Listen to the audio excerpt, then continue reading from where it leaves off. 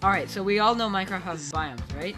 They are part of what makes this game enjoyable, adventuring and discovering new places filled with many fascinating creatures.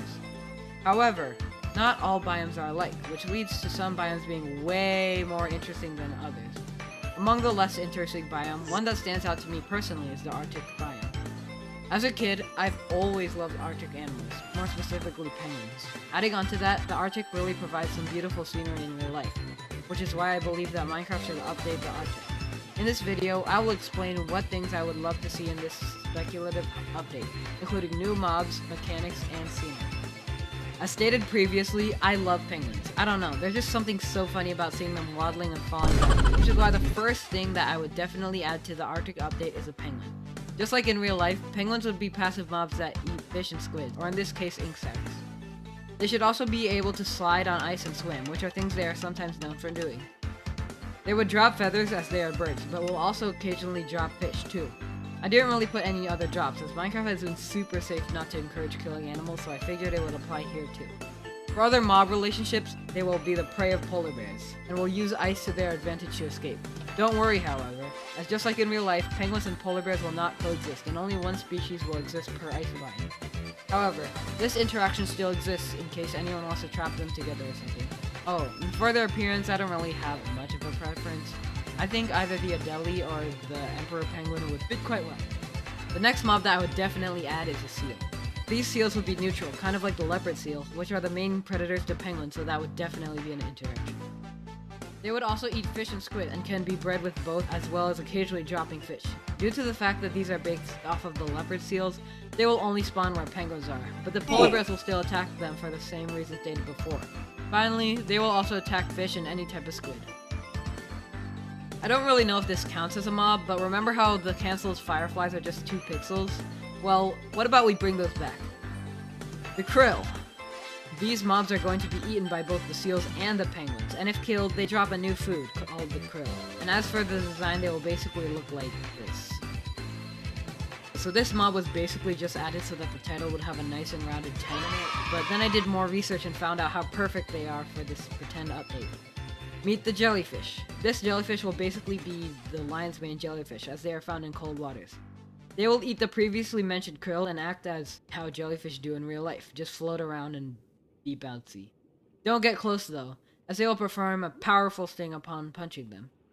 They wouldn't really drop anything besides XP though, so there isn't really any reason why you'd want to injure them. But you can capture them in a bucket, using them for any decorative purposes that you need. They would basically light up and overall just really look nice. Alright, so now that we got some mobs done, it's time for the blocks. I have like 3 ideas, since what else is there to add that hasn't already been added in terms of blocks and Icicle. Anyways, the first block that I would add would have a gimmick, which can be used for some items. That block being the Icicle. So basically, it would be a smaller version of the current dripstone, and it would only fall if anything above it breaks. For the item that it would drop, it may be controversial to add this, but ice shards, I think you could see where this is going by now. So basically, collect 4 of the ice shards to form an ingot, and then use that for a new line of swords, armor, pickaxes, etc.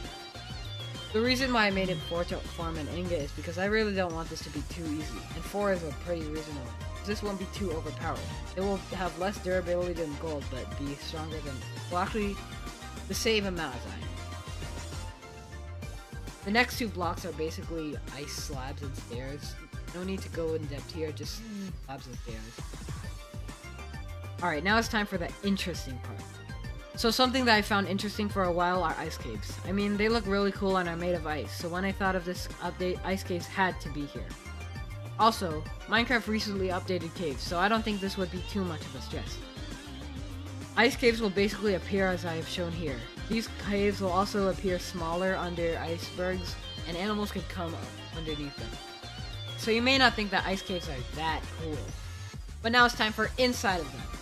Introducing the Yeti. These creatures will basically be wardens that aren't blind. Before you worry, they won't be as strong as them and will only have melee attacks. They are kind of fast though, and can also break blocks, so you might want to be careful. That's where the goat horn comes in. These items are pretty useless as of now, and what better way to defeat an ice frog than with another snowy creature? This won't exactly defeat him, more like stun him for about like 3 seconds or something, so you aren't completely off the hook. If you do somehow get past the Yeti, however, you will be rewarded with a very special item in the chest, the Ice Staff. The Ice Staff will be a very interesting item, unlike any weapon currently in the game. By using it, you can hold down the right button to spray ice in any direction for 5 seconds, freezing any mob for 3 seconds. This will have exceptions, being the Ender Dragon, Wither, Warden, Snow Golems, and other Yetis. You can use this not only to defeat many mobs, but even capture them, making it way easier to make zoos or use them as a cashier. It can only be repaired using ice shards mentioned previously, so use it wisely. Alright guys, thank you so much for watching this video. I put some effort into it, so I'd really appreciate if you like and subscribe. But if you didn't like it, then you don't have to subscribe or like. You could just comment a snail emoji to let me know that this video is trash. And yeah, thank you for watching. And I like penguin. So goodbye.